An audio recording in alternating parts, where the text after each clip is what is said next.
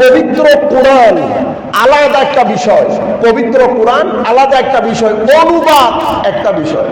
রুহে জমিনের মধ্যে একমাত্র গ্রন্থ, যেই গ্রন্থের উপর গত 1400 বছরে কোটি কোটি পেজ ব্যাখ্যা গ্রন্থ লেখা হয়েছে। এত ব্যাখ্যা গ্রন্থ লেখার পরেও উপসংহার হচ্ছে, আমরা পবিত্র কোরআন যেই ধরনের ব্যাখ্যার দাবি রাখে তার সিকি পরিমাণও কাছাকাছি যেতে পারি নাই।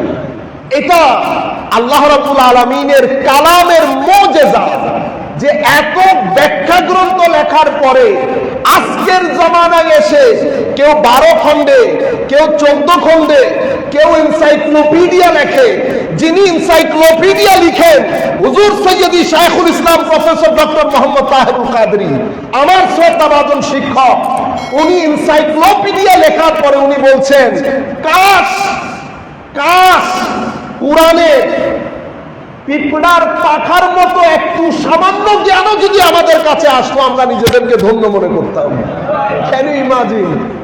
এত বড় এনসাইক্লোপিডিয়া লেখার পরে এক ব্যক্তির ফিলিংস হচ্ছে, আমি কোরআনের একেবারে মাছির পাখার নিয়ে জ্ঞানও আমাদের অর্জিত হয় নাই।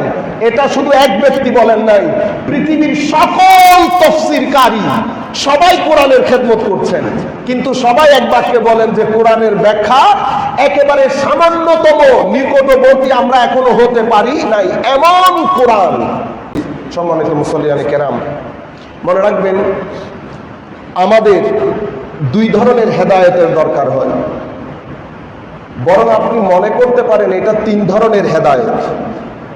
হেদায়েত মানে আমরা মনে করি শুধুমাত্র পথ প্রদর্শন। হেদায়েতের অর্থ পথ প্রদর্শন, কোনো সন্দেহ নাই। কিন্তু আমি গত জুমায় বোধহয় আপনাদেরকে বলেছি যে এটা আরবির একটা, আপনি মনে করতে পারেন ডিভাইন ফিচার। এটা আরবির ঐশী বৈশিষ্ট্য। আরবি এক এক শব্দের অনেক অর্থ থাকে, অনেক অর্থ থাকে। সেই কারণে আপনি যখন বাজার থেকে ট্রান্সলেশন কিনবেন, আমাদের ভাইয়েরা যখন ট্রান্সলেশন করে ওনারা মনে করেন ট্রান্সলেশনটাই কোরআন। ট্রান্সলেশনটা কোরআন না। ট্রান্সলেশন যিনি করেন ওনার একটা আকীদা থাকে, সেই আকীদার আলোকে উনি ওই সমস্ত আয়াতে ট্রান্সলেট করেন যেগুলো আকীদা সংশ্লিষ্ট। যেমন আমি যখন ওয়াজাদাকা দাল্লান ফাহাদার অর্থ করব, আমি পশ্চিমকালেও আমার কলম দিয়ে, আপনি যদি পুরা দুনিয়া চাপিয়ে দেন আমার কলম দিয়ে কখনো বের হবে না নবী, আপনি নবী তুমি পথভ্রষ্ট ছিলে অথবা তোমাকে হেদায়েত করা হয়েছে। এটা আমি পশ্চিমকালেও করতে পারবো না। আমি করব হাবিব, আমি আপনাকে, অর্থাৎ তিনি আপনাকে তার প্রেমে বিমর পেয়েছে, অতঃপর কোরআন অবতীর্ণ করে ডিটেইললি হেদায়েতের দায়িত্ব আপনাকে বুঝিয়ে দিয়ে আপনার অন্তর থেকে ডিস্টারবেন্স দূর করে আপনার অন্তরে প্রশান্তি নাজিল করেছে। কেন? এটা আবার আরেক জায়গায় চলে যেতে হবে, আমি সেই কারণে যাচ্ছি না। আমাদের বোধহয় অলরেডি আমরা গত 2-3 জুমা আগে এটা আলাপ করেছি, আমাদের পেজে আছে। তো আমি আপনাদেরকে বলতে চাচ্ছিলাম যে আরবির এক একটা শব্দে বিস্তৃত অর্থ থাকে। এখন আপনি ডিপেন্ড করে আপনার উপর, আপনি কোন গলি দিয়ে যাবেন। কিন্তু মনে রাখবেন, মানুষ কিছু জিনিসের মাধ্যমে কন্ট্রোলড হয়। মানুষের একটা আইডিওলজি থাকে, মানুষ সেই আইডিওলজির মাধ্যমে কন্ট্রোলড হয়। মানুষের আইডিওলজিটা ডেভেলপ কেমনে করে?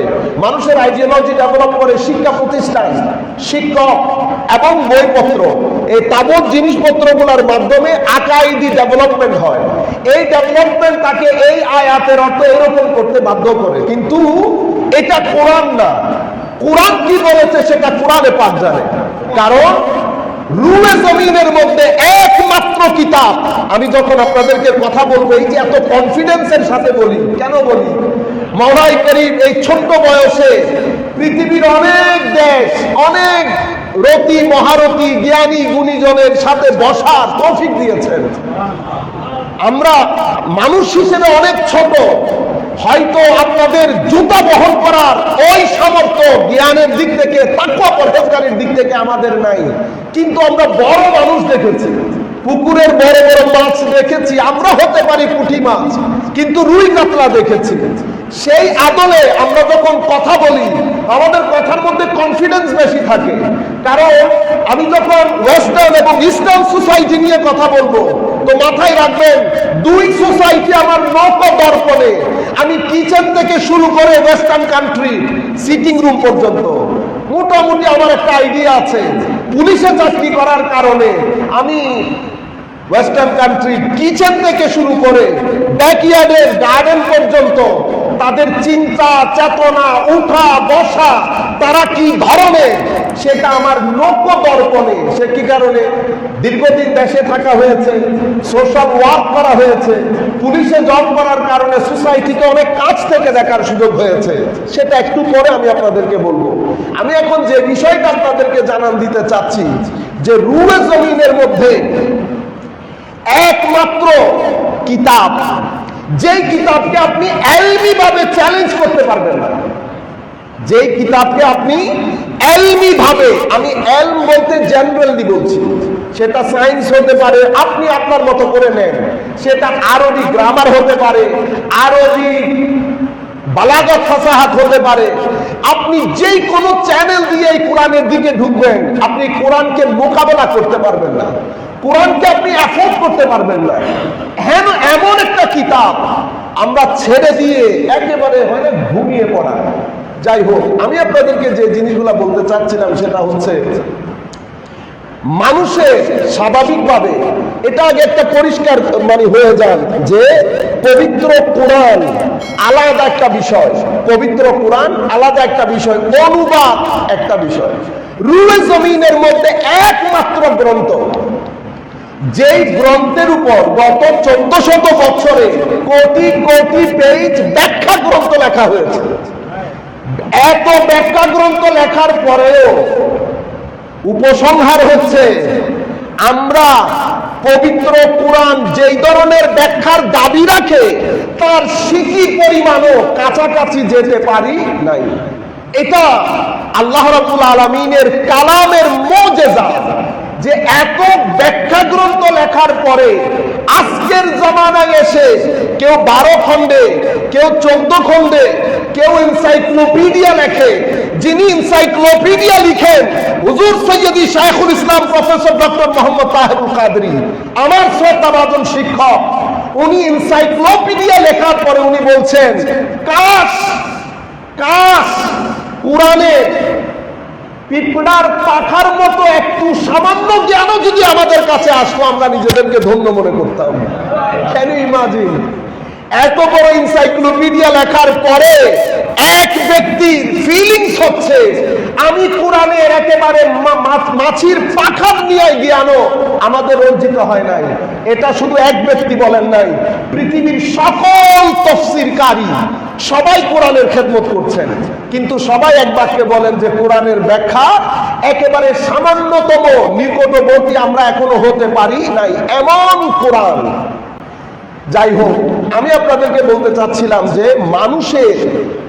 মানুষ বলতে কথা না, পৃথিবীর সমস্ত জীব জন্তুর জন্য একটা ডিভাইন হেদায়েত লাগে। সেই ডিভাইন হেদায়েত ছাড়া পৃথিবীর কোনো মানুষ, পৃথিবীর কোনো জীব জন্তু সারভাইভ করতে পারবে না। আমি এটা আগেও বলেছি বিদায় সংক্ষিপ্ত আকার আপনাদের বোঝার জন্য বলে যাই। হাঁসের বাচ্চা সাঁতার কাটতে পারে, এটা চট্টগ্রাম বিশ্ববিদ্যালয় থেকে হাঁসকে শেখানো হয় নাই, আমি শিখাই নাই, পৃথিবীর কেউ শিখায় নাই। আপনি ডিম থেকে বাচ্চা ফুটেছে, মুরগির মাধ্যমে আপনি বাচ্চা ফুটিয়েছেন, মুরগির ডিম থেকে মুরগির বাচ্চা হয়েছে, হাঁসের ডিম থেকে হাঁসের বাচ্চা হয়েছে, কিন্তু পুকুর পাড়ে এসে মুরগির বাচ্চা দাঁড়িয়ে আছে, হাঁসের বাচ্চা লাফ দিয়েছে। এখন প্রশ্ন হচ্ছে হাঁসের বাচ্চা লাফ দিলে ডুববে না, এটা সাঁতার কাটতে পারবে। এই কথা হাঁসের বাচ্চাকে আমিও শিখাই নাই, আপনিও শিখান নাই। এটাকে বলে ডিভাইন গাইডেন্স। এটা তাদের সার্ভাইভালের জন্য জরুরি, এটা ছাড়া তারা সার্ভাইভ করতে পারবে না। এভাবে প্রত্যেক জীবজন্তুকে, আপনি কবুতর আমাদের সবাই পালেন বাসার মধ্যে, আপনি কাছ থেকে দেখবেন কবুতরকে, ডিম দেওয়া থেকে শুরু করে, ডিমের জন্য বাচ্চা ফুটানি থেকে শুরু করে, বাচ্চাকে খাদ্য দেওয়া থেকে শুরু করে, আপনি পুরো প্রসেসটা যদি আপনি একবার চিন্তা করেন, তো আপনি দেখবেন এগুলা সব ডিভাইনলি কন্ট্রোল। নতুবা বাচ্চা ফুটেছে, বাচ্চাকে প্রথম 1-2 দিন শক্ত খাবার দিতে পারা যাবে না, এটাকে লিকুইড পানি জাতীয় খাদ্য দিতে হবে। এটা আমিও শিখাই নাই, আপনিও শিখান নাই। এবং বাচ্চার উপরে তাও দিতে হবে। নর এবং নারী একটা নির্দিষ্ট সময় পর্যন্ত দিনে 3 ঘন্টা নর দেবে, 3 ঘন্টা নারী দেবে।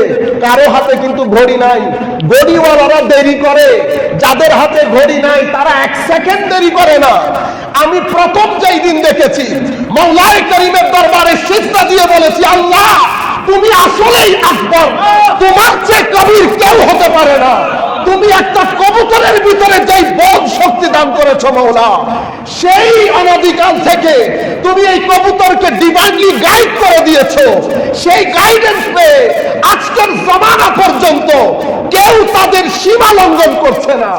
কোন কবুতর কখনো বিদ্রোহ করে নাই যে আমি ডিমের উপর তাও দিতে পারবো না, আমি বাচ্চাকে খাদ্য দিতে পারবো না। কোন কেউ বিদ্রোহ করে নাই। বিদ্রোহ করেছে তো ইনসান করেছে, যাকে আপনি আকল দান করেছেন।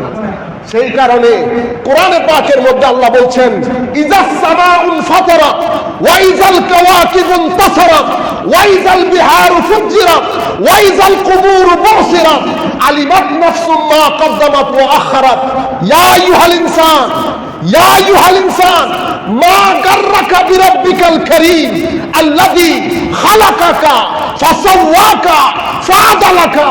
হে মানুষ, তুমি কি মনে করছো এই নিজাম আমি বানিয়েছি এভাবে থেকে যাবে? এটা এভাবে থাকবে না, তুমি আমার দিকে ফেরত আসবে। ইজাস সামাউন ফাতারাত, আকাশ বিদীর্ণ হবে, ফেটে যাবে। ওয়াইজাল কুবুরু বুসিরাত, মানুষ নিচের মাটি থেকে সমস্ত কিছু, যা কিছু মাটির নিচে আমি রেখেছি, ফেটে উপরে উঠে যাবে। ওয়াইজাল কাওয়াকিবুন তাসারাত, এই যে তুমি গ্যালাক্সিস দেখছো, এগুলা সব দীর্ঘ বিদীর্ণ হয়ে ডিস্ট্রাকশনের দিকে চলে যাবে। আলিমাত নাফসুম মা ওয়াইজাল বিহারু ফুজ্জিরাত, এমন একটা এক্সপ্লোশন হবে তখন এই যে তুমি সমুদ্র, সাগর, মহাসাগর দেখছো, এগুলো আর থাকবে না। আলিমাত নাফসুম মা কদ্দামাত ওয়া আখারাত, তুমি তখন বুঝতে পারবে তুমি কি রেখে এসেছো, কি নিয়ে এসেছো। ইয়া আইয়ুহাল ইনসান, হে মানুষ, আমার আল্লাহ ডাক দিচ্ছেন, মা গাররাকা বিরাব্বিকাল কারীম, তুমি এরকম করিম রবকে কি করে ভুলে গেলা? তুমি কি রকম গুরুরের মধ্যে এসে গেলা? এত অহংকার, সামান্য বিবেক, সামান্য ব্রেইন, সামান্য আকল পেয়ে আমি কিছুদিন আগে করোনার মতো দেখা যায় না ক্ষুদ্র, অতি ক্ষুদ্র জিনিস দিয়ে হারভার্ড থেকে আজহার পর্যন্ত পুরো সায়েন্টিফিক মাইন্ডকে আমি হয়রান করে দিয়েছি। আমি আকবর, আমি এখনো বলছি, তোমাকে যা দিয়েছি ওমা ইউতিতু মিনাল ইলমি ইল্লা কালিলা, তোমাকে আমি সামান্য পরিমাণ দিয়েছি। এই সামান্য পরিমাণ পেয়ে এত গুরুর, এত অহংকার, কাকে ভুলে গেলা? করিম জাতকে ভুলে গেলা। কে? আল্লাযী খালাকাকা, তোমাকে সৃষ্টি করলেন, ফাসাওয়াকা ফাআদালাক, তোমাকে কমপ্লিট করলেন, এবং তোমাকে নাজ, নিয়ামত, ডিভাইন গাইডেন্স সব কিছু দিয়ে তোমাকে এস্টাবলিশ করলেন। সেই করিম জাতকে তুমি ভুলে গুরুরের মধ্যে এসে গেছো। এখন তুমি জিজ্ঞেস করো, কোনো খালেক নাই, কোনো মালিক নাই। মনে রাখবা, আমি 2 ধরনের গাইডেন্স দিয়েছি, একটা তোমার জন্য, একটা কুল কায়নাতের জন্য, যেটা ছাড়া তুমি বাঁচবে না। 2 যে 1-এর চেয়ে বেশি, 1 যে 2-এর চেয়ে কম, সেটা শিকার জন্য কোনো বিশ্ববিদ্যালয়ে পড়তে হয় না। এটা ডিভাইনলি আমাদের ভিতরে ফিটেড একেবারে ডিভাইসগুলা। আরেকটা গাইডেন্স, এই গাইডেন্সের জন্য মাওলাই করিম আমাদেরকে ব্রেইন দান করেছেন। আমরা গবেষণা করতে পারি, আমরা একটা জিনিসকে অন্ধকার থেকে আলোর পথে নিয়ে যেতে পারি, এবং যারা এই প্রসেস, এই কাজ যারা করে, তাদেরকে মাওলাই করিম ফেরেশতাদের চেয়ে উঁচু স্থানে স্থান দান করেছেন। কি আজীব বিষয়! যারা এই গবেষণার কাজ করে, এর পরবর্তীতে কি করেছেন, কিছু গাইডেন্স তোমরা আমি ডিভাইনলি তোমাদের ভিতরে ফিটও করে দেই নাই, আবার তোমাদের ব্রেইনের ভিতরেও রাখি নাই।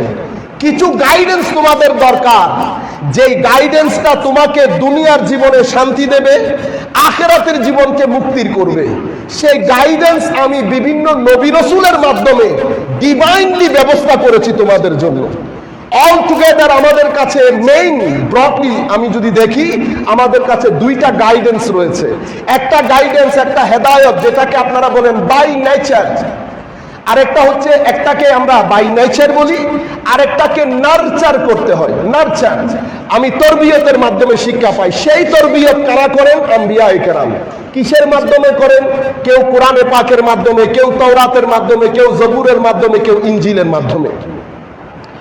দুইটা গাইডেন্স ছাড়া আপনি পৃথিবীতে, যেমন আপনি যদি ডিভাইন গাইডেন্স ছেড়ে দেন, আপনি যদি মনে করেন যে আমার এটা প্রয়োজন নাই, আমার কাছে ডিভাইন ফিটেড জিনিস আছে, আমার কাছে সেন্স অফ পারসেপশন আছে, আমার কাছে ব্রেইন আছে, আপনি যদি মনে করেন এই গাইডেন্স যথেষ্ট, তো আমি আপনাকে এই গাইডেন্স নিয়ে যারা বর্তমানে পৃথিবীর সর্বোচ্চ চূড়াতে আরোহণ করে, ওয়েস্টার্ন কান্ট্রি, সেই সোসাইটির সামান্য একটা চিত্র আপনাদেরকে দেখায়। ডিভাইন গাইডেন্স কেন জরুরি সেটা বোঝানোর জন্য। ওয়েস্টার্ন কান্ট্রিতে আমরা সবাই যাওয়ার জন্য এক পায়ে দাঁড়িয়ে থাকি, 50, 60, 70 লক্ষ টাকা খরচ করে। আমার সবচেয়ে আফসোস এবং অসম্ভব ইনসাল্ট ফিল করি যখন ঢাকা বিশ্ববিদ্যালয়ের একজন অধ্যাপক, চট্টগ্রাম বিশ্ববিদ্যালয়ের একজন অধ্যাপক গিয়ে 4 বছর ডিগ্রি করে যখন ইংল্যান্ড আমেরিকাতে থেকে যেতে চান, এটা আমার কাছে ইনসাল্টিং মনে হয়। একটা বিশ্ববিদ্যালয়ের শিক্ষক, যারা মানুষ গড়ার কারিগর, যারা পৃথিবীকে সভ্যতা উপহার দেয়, যারা পৃথিবীকে মানুষ উপহার দেয়। কবি বলেছেন না, হাজার মানুষের ভিড়ে খুঁজে আমি, হাজার মানুষের ভিড়ে ফিরে আমি মানুষ খুঁজে পাইনি। তো সেই হাজার মানুষকে মানুষে যারা বানান, তারা যদি এরকম দেশগুলোতে থেকে যেতে চান, এগুলো আমাদের কাছে আমরা ইনসাল্ট ফিল করি। বলতে যেটা চাচ্ছিলাম, এই ওয়েস্টার্ন কান্ট্রি আমাদের কাছে পূজনীয়। অবশ্যই সত্যবাদিতা বলেন, ন্যায়পরায়ণতা বলেন, ট্রু ডেমোক্রেসি বলেন, যেই কোনো দিক থেকে অবশ্যই এই কারণে তারা এখনো পৃথিবীর বিশ্ব নেতৃত্বে আছেন, এবং যতদিন এটা ধরে রাখবেন ততদিন থাকবেন। কেন? আল্লাহ রাব্বুল আলামিন কোরআনে পাকের মধ্যে বলেছেন, ইন্নাল্লাহা লাম ইয়াকুম মুগায়্যিরান বিনি'মা, আল্লাহ রাব্বুল আলামিন আনআমা আলা কওমিন হাত্তা ইউগায়্যিরু মা বিআনফুসিহিম। মাওলাই করিম কোন জাতিকে যখন কোন নিয়ামত দান করেন, সেই নিয়ামত আল্লাহ তাদের কিছু ফিচারের উপর, বৈশিষ্ট্যের উপর বেস করে দান করেন। আমি গতবারও বলেছি, এল এবং চরিত্র, এই দুই জিনিস ছাড়া আপনি সভ্যতার চেয়ার, নেতৃত্বের চেয়ারে কখনো বসতে পারবেন না। আর সভ্যতার চেয়ারে বসে আপনি যদি দীর্ঘদিন ব্যাপী মানুষকে নেতৃত্ব দিতে চান, তো একনিষ্ঠ হতে হয়। আপনি ডিপ্লোম্যাটিক, বর্তমানে ডিপ্লোমেসি শব্দটা একটু নেগেটিভ দিক দিয়ে চলে গেছে না, আমরাও বলি না ডিপ্লোমেসি খেলিয়েন না, বুঝতে পেরেছেন? অরিজিনালি ডিপ্লোমেসি এই অর্থে ব্যবহৃত হয় না, কিন্তু আমরা ডিপ্লোমেসিকে এমন একটা জায়গায় নিয়ে গিয়েছি, যার কারণে পৃথিবীর সভ্যতা এত অল্প বয়সে, পৃথিবীর তারিখের মধ্যে, ইতিহাসের মধ্যে কোন সভ্যতা এত দ্রুত পতন ঘটে নাই। পতন ঘটেছে কিভাবে? আপনি দেখেন, একটা সোসাইটির মধ্যে জ্ঞান আছে, গাড়ি আছে, বাড়ি আছে, সব কিছু আধুনিক, কিন্তু ঘরের ভিতরে শান্তি নাই। কিভাবে শান্তি নাই? ঘরের মধ্যে কোন পরিবারের যে কনসেপ্ট খতম, ভঙ্গ হয়ে গেছে, একেবারে ভেঙে পড়েছে। বুড়ি মা বাসার ভিতরে বছরের পর বছর থাকে, ছেলে এবং মেয়ে বছরে 1 দিন বা 2 দিন দেখতে আসে। আপনি পারবেন? বৃদ্ধ বাবা 80 বছর বয়সে, যেমন আমার বাসার সামনে যিনি থাকেন, ওনার বয়স 101 বছর, উনি বাসার ভিতরে পড়ে থাকেন। হঠাৎ করে ওনার ছেলে একদিন আসে, ইংল্যান্ডের মধ্যে যেরকম হঠাৎ করে রোদ উঠে, সবসময় তো রোদ থাকে না, তো ওটা রোদের মতো হঠাৎ করে আসে, একবার দেখে চলে যায়। সোসাইটি আপনি দেখেন, তার পাশের ঘরে মেয়ে বের হয়ে যাচ্ছে, মাগরিবের পরে, মাগরিব বলতে আপনাদের এখানে 6:30 না, সামারের মাগরিব 9:30, তো 9:30টার পরে 16 বছরের একটা মেয়ে বাসা থেকে বের হয়ে যাচ্ছে, বাবার সাথে আর্গুমেন্ট হচ্ছে, বাবা বলছে তুমি যেতে পারবা না, মেয়ে বলছে who are you, who the hell you are, একটা হচ্ছে হু আর ইউ, আর যখন তারা গালির আওয়াজে কথা বলে তখন তারা বলে who the hell you are to stop me, তুমি কে আমাকে বাধা দেওয়া, আমি আমার স্বাধীনতা নিয়ে বাঁচবো। আপনি বুঝতে পেরেছেন? তাহলে একটা বাবা, আপনি পারবেন, আমি পারবো, 16 বছরের আমার বোন, আমার মেয়ে, আমি দেখছি পার্কিং এর মধ্যে আরেকটা গাড়ি দাঁড়ানো, সে আরেকজনের সাথে বের হয়ে যাচ্ছে, আমি তাকে যখন বাধা দিতে গিয়েছি সে আমাকে বলছে who the hell you are to stop me. আমি সোসাইটির চিত্র আপনাদেরকে বলছি, স্ত্রী বের হয়ে যাচ্ছে রাতের 11টার সময় বন্ধু বান্ধবের সাথে, স্বামী বলছে কোথায় যাচ্ছ, কোনো I can't share with you, আমি তোমার সাথে শেয়ার করতে পারবো না আমি কোথায় যাচ্ছি, and you sorry you are not allowed to ask me, তুমি অ্যালাউড না আমাকে জিজ্ঞেস করার, তুমি কে কেন জিজ্ঞেস করবা আমাকে, তুমি আমার ব্যক্তি স্বাধীনতার মধ্যে কেন হস্তক্ষেপ করবা। আমি আপনাকে সোসাইটির কিছু চিত্র আপনাদের কাছে বলছি।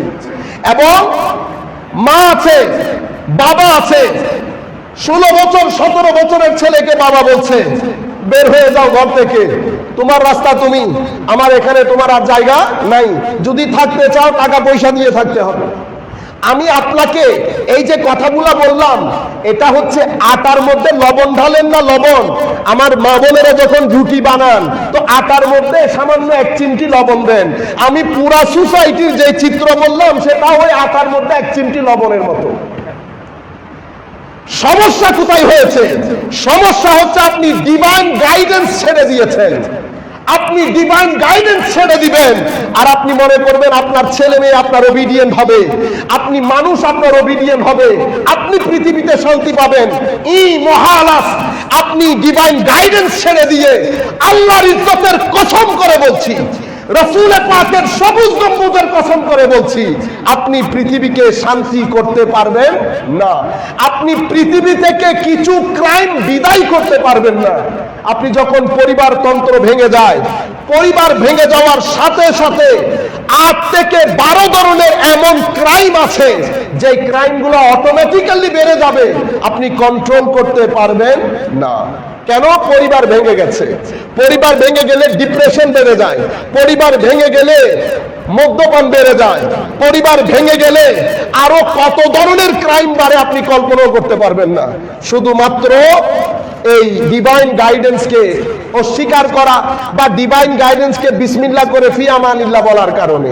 আমি আপনাদেরকে বললাম, আবার বলছি, যতই আপনি মডার্ন হন, মডার্নাইজেশন, মডার্নিটি, এটার কোনো পার্টিকুলার কোনো ডেফিনিশন নাই। মনে রাখবেন 2021 2022-এর তুলনায় মডার্ন, 2022 2021-এর তুলনায় মডার্ন, কিন্তু 2023-এ যারা আসবে তারা আমাদেরকে ব্যাকওয়ার্ড মনে করবে, তাদেরকে মডার্ন মনে করবে। আপনি এই মডার্নাইজেশনের রশি টানতে টানতে টানতে কিয়ামত পর্যন্ত নিয়ে যাবেন। আপনার পরবর্তী প্রজন্ম আপনাকে ব্যাকওয়ার্ড বলবে, আপনার পূর্ববর্তী প্রজন্ম আপনাকে মডার্ন বলবে। মনে রাখবেন, মডার্নাইজেশন যাই করেন, যা কিছু করেন আপনি করেন, সবকিছু জীবনের জন্য। ডিভাইন গাইডেন্স বাদ দিয়ে আপনি জীবনকে কোনোভাবেই গোছাতে পারবেন না, সৌন্দর্যমণ্ডিত করতে পারবেন না, শান্তিতে রাখতে পারবেন না। সম্মানিত উপস্থিতি, আমাদের বড়, কালকে আমরা ধানমন্ডিতে নামাজ পড়তেছিলাম, মসজিদে তাকুয়া একটা মসজিদ আছে, কিছু ভাই পরবর্তীতে আসছে, ওনারা হাঁটা চলার রাস্তার মধ্যে যুবক ছেলে, তারা জায়নামাজ বিছিয়ে নামাজ পড়ছে। আমার 3 জন অনেক সিনিয়র সিটিজেন, আমার মনে হয় এইজ হবে 60 আপ, ওনারা ছেলেদের সাথে যে বিহেভ করলেন, আমার ইচ্ছে করছিল মসজিদ ছেড়ে চলে আসি। আমাদের ব্যবহার, আমাদের চরিত্র মাঝে মধ্যে ইচ্ছে করে ওয়াজ তকরির ছেড়ে দেই। কাদের জন্য ওয়াজ? যারা চরিত্র জানে না, ভদ্রতা জানে না, নম্রতা জানে না, কথাই কথাই গালিগালাজ। যেই মৌলবীদের মুখে এলম বাদ দিয়ে মানুষকে টার্গেট করে কাউকে কাদরি বলা, কাউকে পাদরি বলা, মৌলবীরা যখন এই পর্যায়ে চলে যায়, আর আমাদের সাধারণ মানুষ এমনিতে আমরা বড় সুফি। আপনি মসজিদ থেকে বের হয়ে কেউ একটা আপনার অপছন্দনীয় কথা বলল, আপনার চেহারা তখন আর চেনা যায় না, মনে হয় যেন আগুন বের হচ্ছে। আপনি যে কথা আপনার ভাইকে বলতে পারবেন না, সেটা আপনি দাদাকে পর্যন্ত শুনিয়ে দেন। কেন এমন হলো? আপনি জানেন যেই শরীয়ত আল্লাহ আমাদেরকে দান করেছেন, সেই শরীয়তের 80 ভাগ, কয় ভাগ? 80%, 80 ভাগ হুকুম আহকাম হচ্ছে চরিত্র এবং মুআমালাতের ব্যাপারে। 80% ইসলামী শরীয়তের সাবজেক্ট ম্যাটার আমাদের আখলাক, আমাদের চরিত্র, আমাদের মুআমালা। আমরা লোক ঠকাচ্ছি কিনা, আমরা জুলম করছি কিনা, গালিগালাজ করছি কিনা, মানুষের সাথে বিহেভ কিরকম করছি। আপনি আপনার আমি সমস্ত আমার বয়সী যারা আছে অথবা আমার থেকে 1-2 বছরের বড় যারা আছেন, আমি আপনাদেরকে বলবো, আসেন আমরা যদি পরিবর্তন না হই, বাংলাদেশ পরিবর্তন হবে না। মনে রাখবেন, এক আজিম দেশ আল্লাহ আমাদেরকে দান করেছেন, এটার ভবিষ্যৎ আমাদের উপর ডিপেন্ড করছে। আমরা যদি ভদ্র না হই, নম্র না হই, সহনশীল না হই, জ্ঞানের পথে না হাঁটি, লাইব্রেরির পথে না হাঁটি, তো আমাদের ভবিষ্যৎ, দেশের ভবিষ্যৎ। আপনি এই নামাজ, দোয়া, তাসবিহ, তাহলিল, এটা আমার নবী না যিনি বলেছেন কিয়ামতের দিন আমার নিকটে সেই ব্যক্তি থাকবে যার চরিত্র সুন্দর, যার চরিত্র সুন্দর। মিজানের পাল্লায় সেই ব্যক্তির আমল সবচেয়ে ভারী হবে যার চরিত্র সুন্দর। আমার নবী বলছেন, যেই ব্যক্তি চায় তার উপর জাহান্নাম হারাম হয়ে যাক, তো সেই ব্যক্তি যেন তার চরিত্রকে সুন্দর করে। আমি এখানে একটা গুরুত্বপূর্ণ বিষয়, পরবর্তীতে সুযোগ পাই আর না পাই, সম্মানিত উপস্থিতি, হযরতে হাতেম আল আসম রাদিয়াল্লাহু আনহু, আপনারা চিনেন, নাম শুনেছেন। হুজুর গৌসুল আজমের অনেক আগের ওলি হাতেম আল আসম, অনেক পূর্বের, একেবারে প্রথম যুগের আল্লাহর ওলি।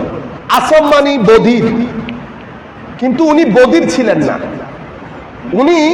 ওনার মজলিসে এক বুড়ি মা এসছেন, কিছু প্রশ্ন করবে। হঠাৎ করে বয়সের কারণে উনি কন্ট্রোল করতে পারেন নাই, উনি একটা গ্যাস রিলিজ করেছেন। গ্যাস রিলিজ করার পরে উনার চেহারা পরিবর্তন হয়ে যায়, বাতাস, বুঝতে পেরেছেন, শারীরিক যেই উনার চেহারা পরিবর্তন হয়ে যায়। চেহারা পরিবর্তন হয়ে গেছে বলতে মানে এমন দরবারে এসে আমি এটা কি কাজ করলাম। হযরত হাতেম আল আসম রাদিয়াল্লাহু তাআলা অনেক বেশি লজ্জিত হয় না, নার্ভাস হয়ে যাওয়া, একেবারে আনকমফোর্ট হয়ে যাওয়া। তখন হযরত হাতেম আল আসম চেহারা রিড করে বুঝতে পেরেছেন যে বুড়িমা তো একেবারে আমাদের এখানে হয় না ওই স্ট্রোক করে ফেলা, বুড়িমা তো স্ট্রোক করার জোগাড়। তখন উনি বলছেন, আম্মা আপনি একটু উঁচু আওয়াজে কথা বলতে হবে, আমি কিন্তু কানে কম শুনি, আপনি অনেক উঁচু আওয়াজে বলতে হবে। এই কথা বলার পরে বুড়িমা কনফার্ম হলেন যে আমার এই আওয়াজ নিশ্চয়ই উনার কান পর্যন্ত যায় না। তো উনি বললেন, চেহারা একেবারে হয় না 15-14 তারিখের চাঁদের মতো হয়ে গেছে বুড়িমা। বুড়িমা যাওয়ার পরে হযরত হাতেম ওনার মুরিদিন, মুহিব্বিন, মুতাআল্লিকিন, খাদেমদেরকে বললেন, বেটা যতদিন পর্যন্ত এই বৃদ্ধ মা পৃথিবীতে থাকবে, মানুষকে বলবে আমি কানে কম শুনি বা শুনি না। সেই তারিখ থেকে হযরত হাতেম হয়ে গেছেন হাতেম আল আসম। এখন উনি খেদমত করেছেন হযরত শাকিক বলখি রাদিয়াল্লাহু তাআলা আনহু। হযরত শাকিক বলখির দীর্ঘদিন খেদমতের পরে লায়েক ছাত্র, তো উপযুক্ত ছাত্র, জিজ্ঞেস করছেন, বেটা দীর্ঘদিন আমার খেদমতে ছিলা, তুমি কি শিখেছো? তখন হযরতে হাতেম আল আসম বলছেন, হুজুর এই দীর্ঘদিন আপনার সোহবতে থেকে, আপনার খেদমত করে 8টা জিনিস আমি রপ্ত করেছি, যে 8 জিনিসের কারণে আমি হাতেম আল্লাহ রাব্বুল আলামিন আমাকে বেলায়েত দান করেছেন, তার কুরবত দান করেছেন। সেটা কোনটা? প্রথম বলছেন, হুজুর মানুষ পৃথিবীতে অনেক মানুষকে মহব্বত করে, আমি মহব্বত গুলা দেখলাম, অ্যানালাইসিস করলাম, অমুক তমুককে মহব্বত করে, তমুক সমুককে মহব্বত করে, ছেলে পুত্রকে, পুত্র ছেলেকে। কিন্তু আমি দেখলাম কবরের মধ্যে রেখে সমস্ত মহব্বতের মানুষগুলা চলে আসে। কেউ কখনো বলল না আমি আমার ছেলেকে একা যেতে দেব না, আমি আমার মাকে একা যেতে দেব না। কেউ কখনো কবরে কোন ছেলে তার মার সাথে শোয়নি, কোন মা তার সন্তানের সাথে শুয়ে যায়নি। তখন আমি বুঝতে পারলাম এই যে মহব্বতের গৌরব ধান্দার মধ্যে আমরা আছি, এটা আসল মহব্বত না। পরে আমি কোরআনের দিকে দৃষ্টি দিলাম, কোরআন আমাকে জানান দিল কবরের মধ্যে সবাই রেখে যখন চলে আসে এক মহব্বত থেকে যায়। সেটা কোন মহব্বত? সেটা সৎকর্ম, আমলে সালেহ তথা নেক কাজ, যেটা আপনি পৃথিবীতে থাকতে করেছেন। কারো মুখে হাসি ফুটিয়েছেন, কাউকে 2টা টাকা দিয়েছেন, কারো সাথে ভদ্র ব্যবহার করেছেন। হযরত জুনাইদ বাগদাদী রাদিয়াল্লাহু তাআলা আনহুকে স্বপ্নে দেখেছেন ওনার মুরিদ, জিজ্ঞেস করেছে হুজুর কি অবস্থা? হযরত জুনাইদ বলেছেন অনেক কিছু শিখেছি, অনেক কিছু করেছি, কোনো কিছু কোনো কাজে আসে নাই। কাজে এসেছে যখন ওই 2-3 রাকাত নামাজ যখন মানুষ ঘুমিয়ে পড়তো, আমি জেগে মুসল্লা নিয়ে ঘরের কোনায় কিছু সিজদা আল্লাহর দরবারে দান করেছি। সেই সিজদা আমার কাজে এসেছে। হযরত হাতেম বলছেন সেই তারিখ থেকে আমি এই মহব্বত গুলাকে পাশ কাটিয়ে আমলে সালেহ, নেক ভালো কাজ, পুণ্যের কাজ, সমাজ পরিবর্তনমূলক কাজ আমার যতদূর সম্ভব আমি করেছি, যেন এই মহব্বত আমার ভিতর পর্যন্ত বাকি থাকে। অতঃপর উনি বলছেন দ্বিতীয় বিষয় যেটা আমি দেখলাম, মানুষ এই নফসের পূজা করতে করতে, এমনিতে ভদ্র অনেক কিছু, কিন্তু নফস ছেড়ে দেয় রাগ করতে, মানুষ রাগ করে। নফস ছেড়ে দেয় গালিগালাজ করতে, মানুষ গালিগালাজ করে। এই ধরনের আপনি কাউন্ট করতে থাকেন। আমি দেখলাম যে এটার ভিতরে জান্নাত নাই। কোরআনের আয়াত পড়লাম, কোরআনের আয়াতের মধ্যে আল্লাহ ঘোষণা করছেন ওয়া আম্মা মান খাফা মাকামা রাব্বিহি ওয়া নাহান নাফসা আনিল হাওয়া ফাইন্নাল জান্নাতা হিয়াল মাওয়া। আমার আল্লাহ বলছেন যারা নফসের মুখালাফত করে এবং আল্লাহ রাব্বুল আলামিনকে ভয় করে তাদের জন্য জান্নাত। আমি বুঝতে পারলাম নফসকে সাথে নিয়ে চললে জান্নাত নসিব হবে না। আমি কি করলাম, নফস আমাকে ডানে যেতে বললে আমি বামে গেছি, সামনে যেতে বললে পিছনে গেছি। আমি নফসের মুখালাফত করেছি এবং এই কারণে মুজাহাদা করে, স্ট্রাগল করে আল্লাহর ওলিদের দরবারে এসে শিখেছি নফসের সাথে ফাইট কিভাবে করে, নফসের বিরোধিতা কেমনে করে, নফসের গোলামি থেকে মুক্তি কিভাবে পেতে হয় সেটা শিখেছি, নফসের মুখালাফত করেছি। এরপরে কি করলাম, আল ইনফাক, কোরআনে পাকের আয়াত দেখলাম। এরপরে মানুষকে দেখলাম, মানুষ টাকা ইনকাম করে, ব্যাংক ভর্তি করতে করতে করতে সে বুঝতেও পারছে না যে সে চলে যাওয়ার পরে এই টাকার মালিক সেই না। তার উচিত ছিল কিছু খাওয়া, কিছু মানুষকে দেওয়া, কিছু তার পরিবার পরিজনের জন্য রেখে যাওয়া। আমি কোরআনের আয়াত দেখলাম, মা ইনদাকুম ইয়ানফাদ ওয়া মা ইনদাল্লাহি বাক, যা তোমাদের কাছে আছে তা ক্ষয়প্রাপ্ত, যা আমার কাছে আছে তার কোনো ক্ষয় নাই। আমি কি করলাম, কিছু নিজের জন্য খরচ করলাম, কিছু পরিবারকে দিলাম, আর কিছু আমার আল্লাহর হাতে দিয়ে দিলাম। কেন? আল্লাহর হাতের গোলা কখনো ক্ষয়প্রাপ্ত হবে না। এরপর আমি দেখলাম মানুষ সম্মান খুঁজে, কেউ টাকা পয়সার জন্য, টাকা পয়সার মধ্যে সম্মান, কেউ নিজের চেয়ারের মধ্যে সম্মান, কেউ এলমের মধ্যে সম্মান, কেউ বড় মানুষের সাথে সম্পর্কের মধ্যে সম্মান। এক একজন এক এক জায়গায় সম্মান খুঁজে।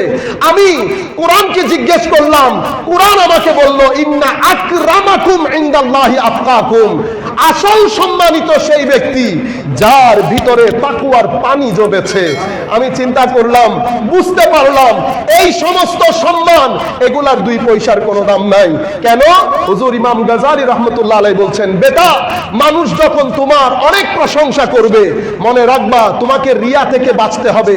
মানুষের প্রশংসা, মানুষের সম্মান তোমাকে রিয়াকার করে ফেলবে, তোমার ভিতরে অহমিকার জন্ম দেবে।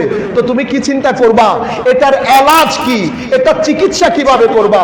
তুমি চিন্তা করবা মানুষ যদি তোমার প্রশংসা করে, তাদের প্রশংসা এটা আল্লাহর প্রশংসা না। তাদের প্রশংসা কখনো, তাদের প্রশংসার কারণে আল্লাহর প্রশংসা হবে না। তারা যদি তোমাকে তিরস্কার করে, তাদের তিরস্কারের কারণে আল্লাহ তিরস্কার করবেন না। মনে রাখবা তোমার আসল প্রশংসা যদি তখন হবে যদি তুমি আল্লাহর দরবারে প্রশংসিত হও। আসল তিরস্কার যদি দয়াল নবী তোমাকে তিরস্কার করে। রয়ে গেল মানুষ। ইমাম গাজালি বলছে তুমি এদেরকে পাথরের মতো মনে করো। সেই কারণে সুফিয়া ইকরাম বলছে মানুষ যখন প্রশংসা করবে তুমি আল্লাহ রাব্বুল আলামিন এবং আমার নবী খেয়াল করে তুমি দরুদে পাক করতে থাকো, দরুদে পাক করতে থাকো। মানুষের এই জিনিসগুলা তোমার কানে যেতে দিও না, এগুলা মানুষকে রিয়া এবং অহমিকার দিকে নিয়ে যায়। সম্মানিত উপস্থিতি, এর পরবর্তীতে আমি আর 2 মিনিটের মধ্যে শেষ করে দিচ্ছি। সম্মানিত উপস্থিতি, এরপরে হযরতে হাতেম আল আসম বলছেন মানুষ হিংসা করে, কারো কাছে এলম বেশি হিংসা করে, কারো কাছে টাকা পয়সা বেশি হিংসা করে, কারো ভালো চাকরি আছে মানুষ হিংসা করে। মানুষ নিজের চেয়ে বড় কাউকে নিতে পারে না। আমি সমাজকে রিড করলাম, অতঃপর কোরআন দেখলাম। কোরআন বলছে নাহনু কাসামনা বাইনাহুম মাঈশাতাহুম ফিল হায়াতিদ দুনিয়া। আমি পৃথিবীর জমিনে যাকে যা কিছু দিয়েছি বন্টন আমি করেছি। তো আমি কোরআনের আয়াত করে বুঝতে পারলাম যাকে যা কিছু দেওয়া হয়েছে এটা আমার আল্লাহ দিয়েছেন। আমি এখানে হিংসা করে কোনো কাজ হবে না। সেই তারিখ থেকে আমরা হিংসা ছেড়ে দিলাম। এর পরবর্তীতে আমি এগুলো সংক্ষিপ্ত আকারে আপনাদেরকে বলছি। মানুষ দুশ্মনী করে, একজন একজনের সাথে লেগে থাকে, একজন একজনের পিছনে লেগে থাকে, কাউকে আগে যেতে দিবে না, সবার পথ প্রতিবন্ধকতার সৃষ্টি করবে। আমি কোরআন দেখলাম, কোরআন বলছে ইন্নাশ শায়তানা লাকুম আদুব ফাত্তাখিযুহু আদুব্বা। তোমাদের আসল দুশমন হচ্ছে শয়তান, তাকেই তোমরা দুশমন হিসেবে গ্রহণ করো, তাকেই তোমরা শত্রু মনে করো। আমি বুঝতে পারলাম মানুষ না, আমার আসল শত্রু শয়তান। সেই তারিখ থেকে আমি মানুষের সাথে শত্রুতা বন্ধ করে দিলাম। মানুষ প্রশংসা করলো আমার বন্ধু, শত্রুতা করলো আমার বন্ধু।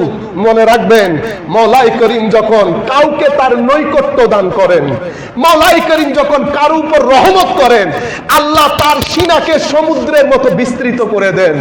মানুষ গালি দিলেও হজম হয়ে যায়, মানুষ পাথর নিক্ষেপ করলেও হজম হয়ে যায়। এটা ফুয়ুজাতে মুহাম্মাদি। আমার নবী তায়েফের ময়দানে ইমামুল মুরসালিন নবী, কুল কায়নাত আরশে খোদা পর্যন্ত আমার নবীর জবানের সাথে সাথে হেলে যায়। সেই ইমামুল মুরসালিন নবী তায়েফের ময়দানে রক্তাক্ত অবস্থায় বসেছিল, কোন বদদুয়া মুখ থেকে বের হয় নাই।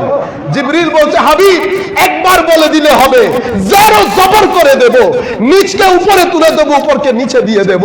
হুজুর বলেছেন না না না না না, তারা বুঝে নাই বিদায় করছে না, তাদের পরবর্তী প্রজন্ম হয়তো দাঁড়িয়ে যাবে। আমার ভাইয়েরা, এটা কেন হয়? মওলাই করিম যখন কাউকে কুরবত দান করেন, কাউকে নৈকট্য দান করেন, কাউকে রহমত দান করেন, মওলাই করিম যখন কাউকে সিজদার যৌক দান করেন, রুকুর যৌক দান করেন, রাতের সিজদার জন্য তৌফিক দান করেন, মওলাই করিম যখন খালওয়াতের মধ্যে আল্লাহর জিকির করা, একাকিত্বে আল্লাহর জিকির করার কাউকে তৌফিক দান করেন, মওলাই করিম যখন কাউকে হায়া দান করেন, মওলাই করিম যখন কাউকে তাকওয়া ওয়ারা ইখলাস দান করেন, আল্লাহ তার সিনাকে সমুদ্রের মতো খুলে দেন। তাদের জবান থেকে কখনো গালি শুনবেন না। তারা ইলমি ইখতিলাফ করবে, রাত দিন ইলমি ইখতিলাফ করবে, কিন্তু কখনো পার্সোনাল অ্যাটাক করবে না। পার্সোনাল অ্যাটাক করে কখন মানুষ যখন ভিতরের এলমগুলা যখন উপকারী এলম হয় না, এলমে নাফে হয় না, তখন মানুষের জবান দিয়ে গালি বের হয়। মওলাই করিম আমাদেরকে রক্ষা করুন। আখেরি আমি দেখলাম মানুষ রিজিকের জন্য, এটা আমি যুবকদেরকে বলবো, আপনারা মাথা থেকে পা পর্যন্ত কান হয়ে শুনবেন। উনি বলছেন রিজিকের তালাশে, হারাম দেখে না, হালাল দেখে না, বাছ বিচার করে না, যেখান থেকে পায় টাকা তুলে নেয়, যেখান থেকে পায় রিজিক তুলে নেয়। আমি কোরআন দেখলাম, কোরআন বলছেন ওয়ামা মিন দাব্বাতিন ফিল আরদি ইল্লা আলাল্লাহি রিজকুহা। কোরআন বলছে যে পৃথিবীতে যা কিছু বিশ্ব ব্রহ্মাণ্ডে আমি সৃষ্টি করেছি সব কিছুর রিজিকের জামানত, রিজিকের জিম্মা আমি আল্লাহর হাতে আমি নিয়েছি। তো উনি বলছেন যে এই জিম্মা আল্লাহ নিজের হাতে নিয়েছেন, সেটা নিয়ে কেন আমি এত দূরাদূরি করবো, এত ভাগদৌড়, আরেকজনের টাকা আমার পকেটে ঢুকাই ফেলবো, হালাল হারামের মধ্যে পার্থক্য করব না। আমি এই আয়াতকে গ্রহণ করলাম, আমি চিন্তা করলাম হালাল ছাড়া কখনো হারামে হাত দেব না। রিজিকের জন্য এভাবে পারওয়ানা হয়ে যাব না যে আখিরাত বাদ পড়ে যাবে জিন্দেগি থেকে। তো উনি এই আয়াতের মাধ্যমে এটা শিক্ষা গ্রহণ করেছেন। আখেরি উনি যেটা বলেছেন সেটা হচ্ছে প্রত্যেক মানুষ কোনো না কোনো কিছু আশায় বেঁচে থাকতে চায়।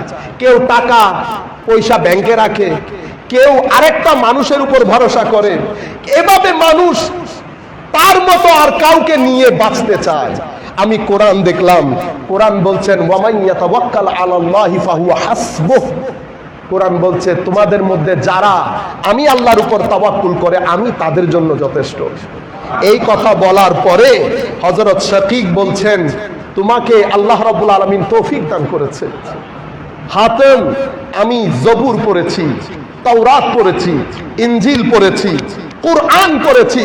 তুমি বিশ্বাস করো, তুমি যে আটটি কথা বলেছো আমি এই কথা দ্বিধাহীন চিত্তে তোমাদেরকে জানাচ্ছি, তোমাকে জানাচ্ছি। তুমি 4 ঐশী কিতাবের সামারি তুমি তোমার জীবনে বাস্তবায়ন করেছো। 4টা ঐশী কিতাবের সার সংক্ষেপ সামারি তুমি 8টা জিনিসের মাধ্যমে তোমার জীবনে তুমি বাস্তবায়ন করেছো। যতগুলা কথা বলেছে সব কিছুর মধ্যে আখলাক আছে। কি আছে? আখলাক। পুরা 4 আসমানি কিতাবের লুব্বে লুবাব আখলাক, বেলায়েতের লুব্বে লুবাব সামারি আখলাক, কুরবতে ইলাহির সামারি আখলাক, নিসবতে মুস্তাফার সামারি আখলাক, আমার নবীর কুরবতের সামারিও আখলাক। আমার ভাইয়েরা আসেন আমরা পরিবর্তন হই, আমরা বিনয়ী হই। সুফি মিজানুর রহমান চাচা এখানে উপস্থিত আছেন না? এত বড় মানুষ, উনার মতো বাদ দেন, 3 ভাগের 1 ভাগ থাকলেও জমিনের মধ্যে পা লাগে না, জমিনের মধ্যে পা লাগে না। আমরা সামান্য ইলম শিখে আমরা মসজিদের মুয়াজ্জিন ইমামের সাথে মাঝে মধ্যে কথা বলতে চাই না। মনে রাখবেন, যেই ব্যক্তিকে আল্লাহ পছন্দ করেন মাওলাই করিম তাকে ঝুঁকে দেন। আপনারা আবার মনে করবেন সামনে রেখে প্রশংসা করছি, এটা আল্লাহর ইজ্জতের কসম, মদিনাওয়ালার কসম। যেই তারিখ থেকে মদিনাওয়ালা ইমপ্রেস করেছে রুয়ে জমিনের মধ্যে কোনো ব্যক্তি আমাদেরকে ইমপ্রেস করতে পারে না। আল্লাহ আমাদেরকে ব্রানে আজ বানিয়েছে, আমাদের দৃষ্টি সবুজ গম্বুজ থেকে আসে না। আপনারা কখনো এটা মাথায় আনবেন না। কিন্তু বিশ্বাস করেন, এমন বিনয়ী মানুষ, এত ভদ্র মানুষ, সুহবতের তাসিরওয়ালা মানুষ, এই ধরনের ব্যক্তি এত উপরে ওঠার পেছনে মৌলিক কারণ ভদ্রতা, নম্রতা, বিনয়ী ভাব। আসেন আমরা এই রাস্তা দিয়ে হাঁটি, আমাদের মুরব্বীদের রাস্তা দিয়ে হাঁটি। মাওলাই করিম আমাদের হামে ও নাসির হোক। ওয়া মা আলাইনাল বালাগুল মুবিন। আসসালামু আলাইকুম ওয়া রাহমাতুল্লাহি তাআলা।